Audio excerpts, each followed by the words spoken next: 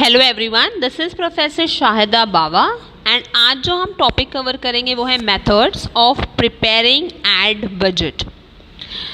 आज हम ad budget किस तरीके से एक जो एडवर्टाइज़र है वो किस तरीके से ये जो इश्यूज़ है उसे कंसिडर करता है एंड वो कौन से अप्रोचेस लेता है फॉर एड बजटिंग।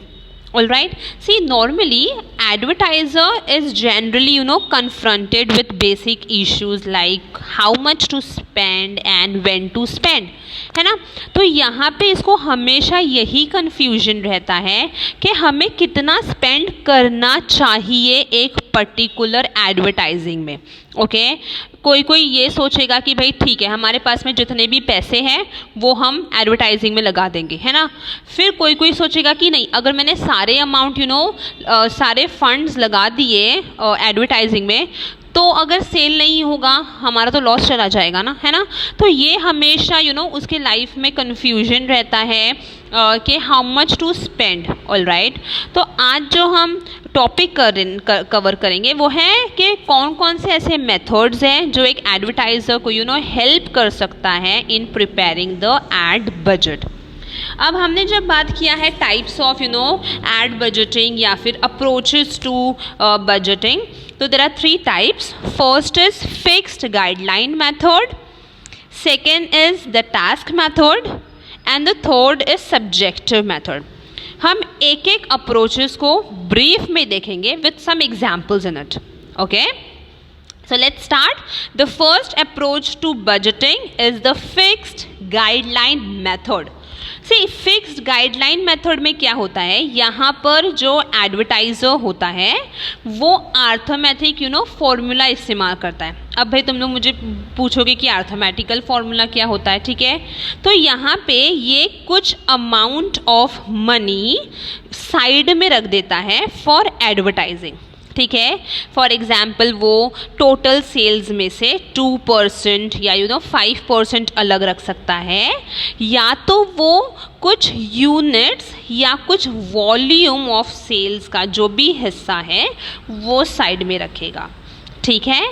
अब क्या होता है ये सब, यूनिट्स क्या होता है, परसेंटेज क्या होता है, तो हम एक एक पॉइंट पढ़ेंगे। फिक्स गाइडलाइन मेथड में मैंने क्या कहा, वो अर्थमेटिकल फॉर्मूला यूज़ करता है, मतलब वो कुछ अमाउंट जो है ही keeps aside for advertising. Clear. Now the first is the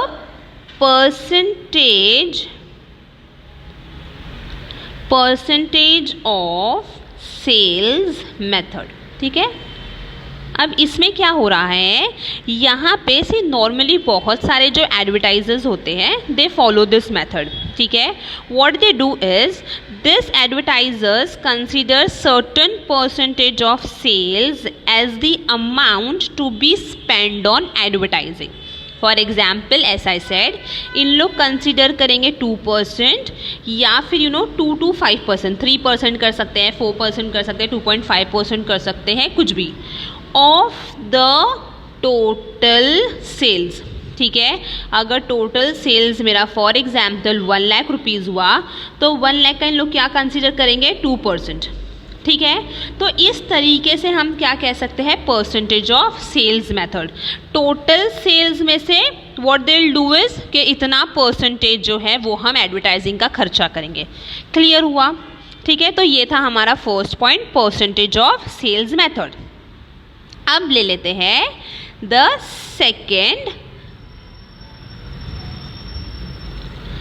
second वाला देख लेते हैं। The second point is the unit. मैंने कहा था ना यूनिट भी है ना, तो will see the unit.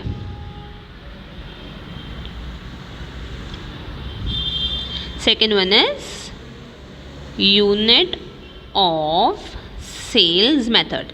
See, this is totally different than the previous one, है ना। परसेंटेज का मैंने परसेंटेज में बताया था, unit of sales method is slightly different from the previous one. अब यहाँ पे वो क्या करता है, फॉर एग्जाम्पल अगर anticipated sales of a car, okay, the anticipated sale of a car is 10,000, okay, और अगर 10,000 cars and if 100 per car is to be spend on advertising, ठीक है। मैंने क्या सोचा कि मैं 100 रुपये एक कार के पीछे एडवर्टाइजिंग का खर्चा करूंगी।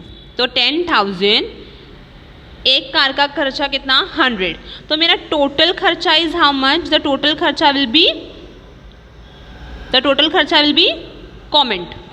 ये तुम्हारा ये होगा कि तुम्हें मुझे कमेंट करना है, ओके, और मुझे बताना है कि क्या है ये।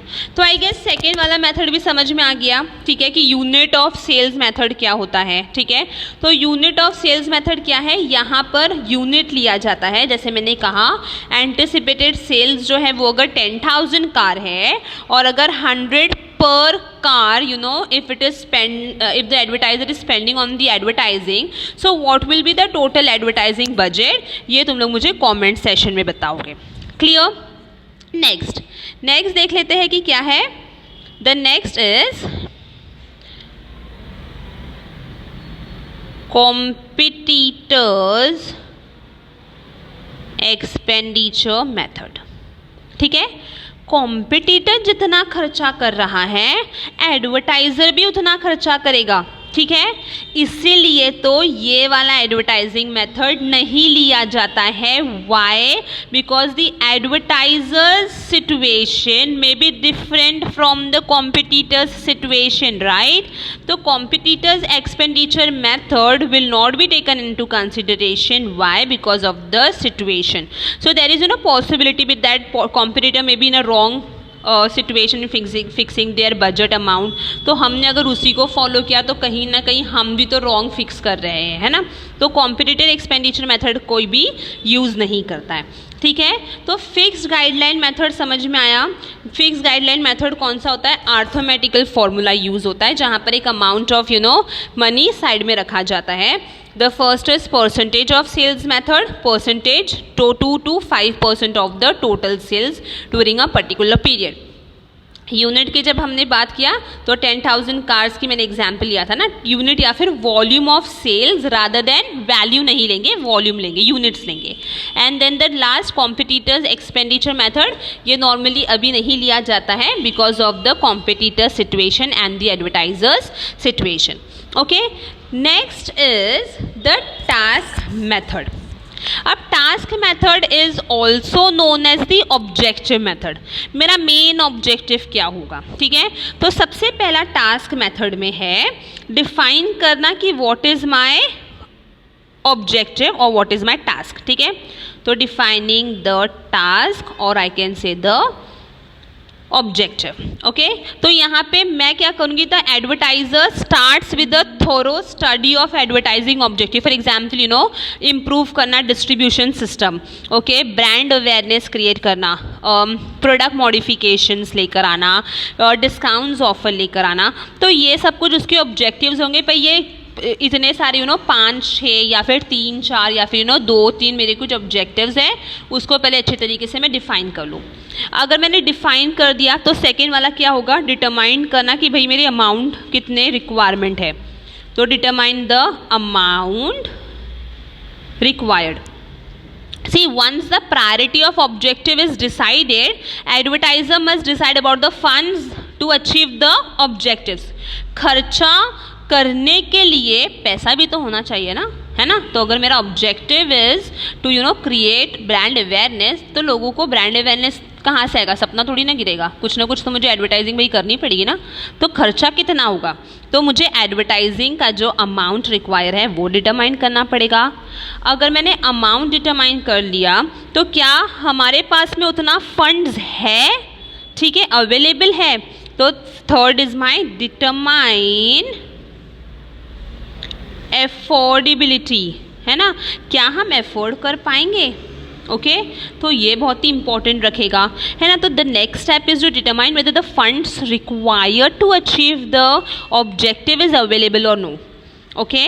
अगर मैंने डिटरमाइन कर लिया फिर भाई फाइनलाइज करेंगे हम हमारे बजट को, है ना। अगर फाइनलाइज हो गया मेरा बजट, ठीक है, मतलब फंड्स मेरे पास में है, नेचर ऑफ प्रोडक्ट किस तरीके का है, मेरे कस्टमर्स कौन होंगे, कौन सा एरिया मुझे कवर करना है, ये सब कुछ क्या होगा, फाइनलाइज होगा, ठीक है। एंड देन क्या होगा, अप्रूवल होगा बजट। तो if the budget is prepared by ad agency or it is prepared by the marketing manager, approval may be required from the budget committee। ठीक है, तो द टास्क मेथड में क्या है, पहले तो ऑब्जेक्टिव भी डिटरमाइन कर लो, है ना, फिर अमाउंट रिक्वायर कितना है वो देख लो, हमारे पास में फंड्स अवेलेबल है भी या नहीं वो देख लो, फिर फाइनलाइज कर लो बजट, अगर फाइनलाइज हो गया तो फिर अप्रूवल पे ले आओ। ठीक है, ये था हमारा task method. Third method is the subjective method. See subjective method में सबसे पहले is the first is arbitrary method. What is arbitrary method? See, budget is finalized without considering the volume of the sales or objective of the advertising. Management takes the decision to advertise and finalize the advertising budget. यहाँ पर management decide कर लेता है कि भाई इतना खर्चा हमें करना है, तो ये क्या हो गया, आर्बिट्ररी मेथड। ना उसने परसेंटेज के ऊपर ध्यान दिया, ना ही उसने वॉल्यूम पे ध्यान दिया, ना ही उसने ऑब्जेक्टिव पे ध्यान दिया, किसी को भी फाइनलाइज नहीं किया, भाई नॉर्मल उसने डिसीजन ले लिया, करना है तो भाई करना है ना, तो arbitrary method. Next is all you can afford method. अभी कंपनी अगर और डिसाइड कर रहा है कि नहीं मुझे एडवर्टाइजमेंट करना ही है, तो उसके पास में इतना अवेलेबल होगा फंड्स, इसलिए तो इतना बड़ा डिसीजन ले रहा है ना। ठीक है, तो in this method advertising expenses are related to either the companies asset और profit. Okay, so the purpose of this method is to have a close control over advertising expenses, okay, and avoid wastage। हम afford कर पा रहे इससे तो भी हमने decision लिया है ना। तो आर्बिट्रेरी मेथड में डिसाइड हो गया, मैनेजमेंट ने डिसाइड कर लिया कि मुझे एडवर्टाइजिंग करना है, हमने कर लिया। नेक्स्ट इज ऑल, मैंने जैसे कहा all you can afford method. कहाँ से हम निकालेंगे पैसे, हमारे प्रॉफिट में से या तो एसेट में से। ठीक है, समझ में आया सब्जेक्टिव मेथड भी। तो आज हमने क्या किया, we studied the methods of preparing ad budget. The first is the fix guideline method. ठीक है, फिक्स गाइडलाइन मेथड में हमने पढ़ा percentage method, unit method, volume method जिसे हमने कहा, और कॉम्पिटिटर्स एक्सपेंडिचर मेथड। फिर हमने टास्क मेथड पढ़ा कि हमने ऑब्जेक्टिव्स डिफाइन किया, अमाउंट रिक्वायर हमारे पास है या नहीं, क्या हमारे पास में अफोर्ड कर सकते हैं या नहीं, फाइनलाइज होगा, and then the last is your approval. ठीक है, सब्जेक्टिव मेथड में आर्बिट्ररी मेथड, यहाँ पे कोई भी सच ऑब्जेक्ट, वॉल्यूम, सेल्स ये सब नहीं होगा, डायरेक्टली डिसीजन लेगा।